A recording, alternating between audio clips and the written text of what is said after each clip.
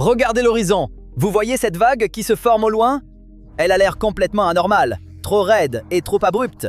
Ce genre de vague ne devrait pas exister, et pourtant si.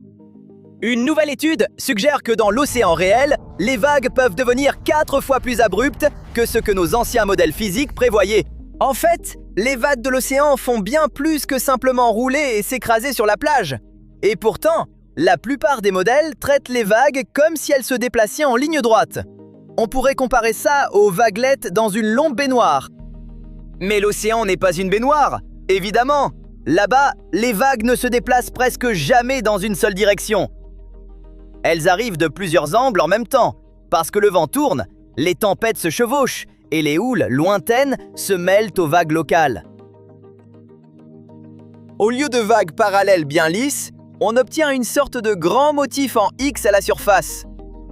Les vagues se croisent, se percutent et empilent leur énergie. C'est plus comme un carrefour très fréquenté qu'une route à une voie. Quand les vagues se déplacent dans plusieurs directions à la fois, ça se complique. Ces vagues en 3 dimensions peuvent devenir 2 fois plus abruptes avant de déferler. Et dans les cas extrêmes, jusqu'à 4 fois plus que ce que les scientifiques croyaient possible. C'est une énorme différence. Normalement, quand une vague déferle, c'est fini. Elle se retourne, forme de l'écume blanche, perd son énergie et se désagrège. Mais les vagues multidirectionnelles ne se calment pas toujours après avoir déferlé. Certaines continuent à se raidir après l'effondrement de la crête et au lieu de faiblir, elles continuent à grossir. La version la plus extrême de ce phénomène se produit dans ce qu'on appelle les mers croisées. C'est quand un système de vagues en rencontre un autre, ou quand le vent change brusquement de direction, comme dans un ouragan. Les vagues se poussent alors les unes contre les autres sous différents angles, ce qui fait que l'énergie s'accumule au lieu de se disperser. La surface finit par ressembler à un bol d'eau qu'on secoue dans tous les sens. Et ce n'est pas rare, les mers croisées sont assez fréquentes, et beaucoup d'accidents maritimes surviennent dans ces conditions. En temps normal, les bateaux gèrent mieux les grosses vagues en les affrontant de face ou sous un angle régulier. Mais dans une mer croisée, c'est impossible. Si vous faites face à une série de vagues, vous vous retrouvez automatiquement de travers par rapport à l'autre.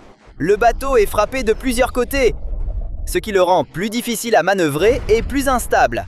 Ces conditions sont particulièrement dangereuses pour les petits bateaux et les nageurs. Quand les vagues se comportent ainsi, elles peuvent créer de forts courants d'arrachement et déferler de manière imprévisible. Parfois, ces vagues croisées se transforment en longues houles qui parcourent de grandes distances à travers l'océan. On appelle ça une houle croisée. C'est le même principe, mais avec des systèmes de vagues plus longs et plus puissants, au lieu de courtes vagues de vent haché. Le problème, c'est que les éoliennes en mer, les plateformes pétrolières et les autres structures marines sont principalement conçues avec des modèles de vagues en 2 dimensions. Si les vraies vagues peuvent devenir bien plus abruptes que ce que ces modèles prévoient, ça veut dire que les forces qui frappent ces structures pourraient être plus fortes que prévu, et donc qu'elles ne sont peut-être pas aussi solides ni aussi durables qu'on le pensait. C'est aussi important pour le climat. Quand les vagues déferlent, elles brassent l'océan et l'air au-dessus. Ce brassage aide à redistribuer la chaleur, pousse le dioxyde de carbone dans l'eau et remue des éléments minuscules comme le plancton et même les microplastiques.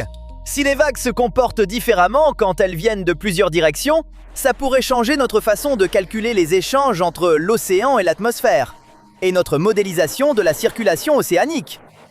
Et il faut bien l'admettre, pour une raison ou une autre, on ne comprend pas encore totalement le déferlement des vagues. Les vagues qui déferlent aident à contrôler comment l'océan absorbe la chaleur, comment les gaz, comme le dioxyde de carbone, circulent entre l'atmosphère et l'eau, et même comment les embruns et les bulles se forment. Vous vous dites peut-être, pourquoi s'intéresser à ces minuscules gouttelettes et bulles ? En réalité, elles jouent un rôle majeur dans les modèles météo et climatiques. Si on ne comprend pas bien le déferlement, on passe à côté d'un élément clé de l'interaction entre l'océan et l'atmosphère. En plus, quand les vagues frappent des plateformes ou des éoliennes en mer, c'est là que les structures subissent les chocs les plus violents. Le déferlement agit aussi comme une limite naturelle. Il empêche les vagues de grossir indéfiniment. C'est donc un facteur clé pour les vagues extrêmes, y compris les vagues scélérates. Ces vagues, aussi appelées vagues monstres, sont d'énormes vagues imprévisibles qui peuvent gravement endommager les navires et les structures en mer comme les phares. Ce ne sont pas des tsunamis, qui sont généralement causés par des séismes et ont des longueurs d'onde immenses. En eau profonde, un tsunami peut passer sous un navire sans qu'on le remarque. Les vagues scélérates, c'est différent. Elles surgissent de nulle part et dominent les vagues alentours. Quand une telle vague atteint la côte, on l'appelle parfois vague sournoise, car elle déferle sans prévenir. En termes simples, les océanographes définissent une vague scélérate comme une vague dont la hauteur dépasse le double de la moyenne des plus grosses vagues environnantes. Si les plus grosses vagues normales font environ 3 mètres, une vague scélérate dépasserait les 6 mètres. Elle ne semble pas avoir une cause unique. Elle se forme quand les conditions s'alignent parfaitement.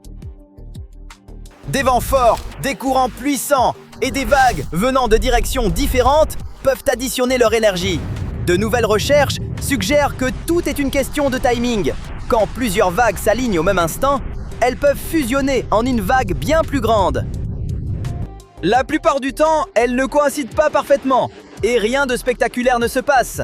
Mais de temps en temps, tout s'aligne et toute cette énergie s'accumule en une seule vague massive. Mais revenons au déferlement.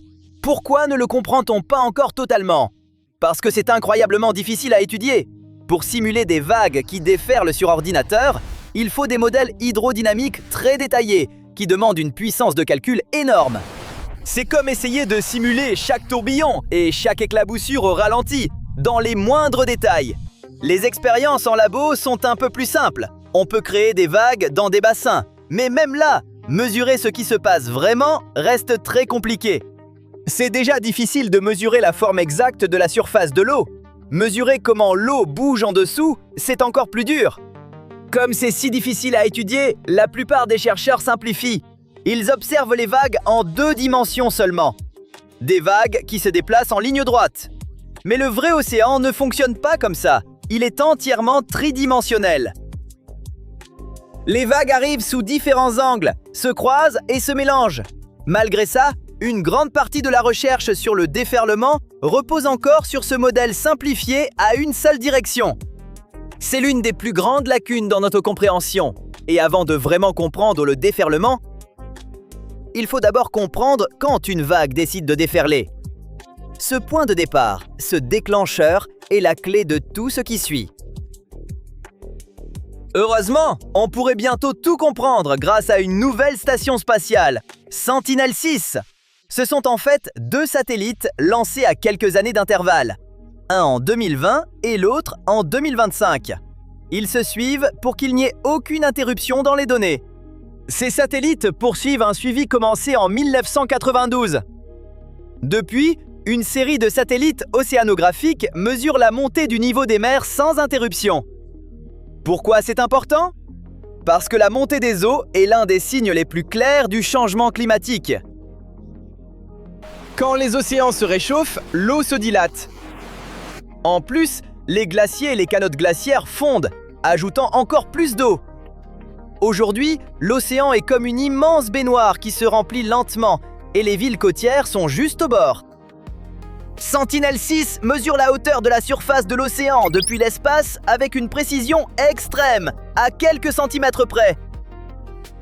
Il suit aussi la hauteur des vagues et l'état de la mer en temps quasi réel.